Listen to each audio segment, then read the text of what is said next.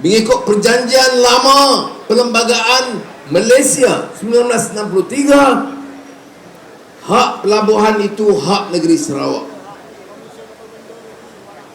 Sejak 63 kita janji, kita tunai. Tetapi kita dengar baik-baik. Di Semenanjung, negeri di Semenanjung, Amti Besar Selangor ada, dengar baik-baik. Menteri Dalam Negeri pun ada, Saifuddin. Sudah tahu, untuk serah, bukan semuanya, itu masih milik kerajaan Malaysia sebahagiannya. Kemudian ada juga peranan Petronas di situ, kerana gas asli dia dari Bintulu ke Jepun, ke Korea, ke China, dari kapal-kapal Petronas dan Petros sekarang.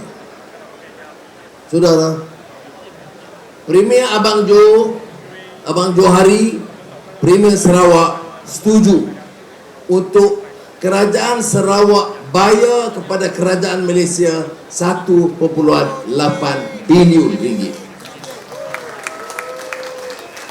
Ini dia, kita runding dengan baik. Sebab apa boleh begitu? Kerana kerajaan negeri Sarawak baik dengan kerajaan persekutuan.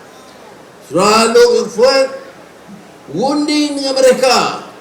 Kemudian saya memutus dan mengumumkan dan menerima cek untuk rakyat Malaysia 1.8 bilion ringgit untuk semua negeri termasuk negeri Johor. Berapa? 1.8 bilion ringgit. Ini cara kerjasama kita. Sebab itu saya beritahu, nak maju kena kerjasama. Kalau ambil sikap kerajaan Sarawak umpamanya tak setuju dengan kita, menentang kita, asyik kritik kita, kita nak runding macam mana? Sebab itu untuk Johor, peranan Pakatan Harapan itu sangat penting. Saya minta kawan-kawan Johor fikir masa depan kita.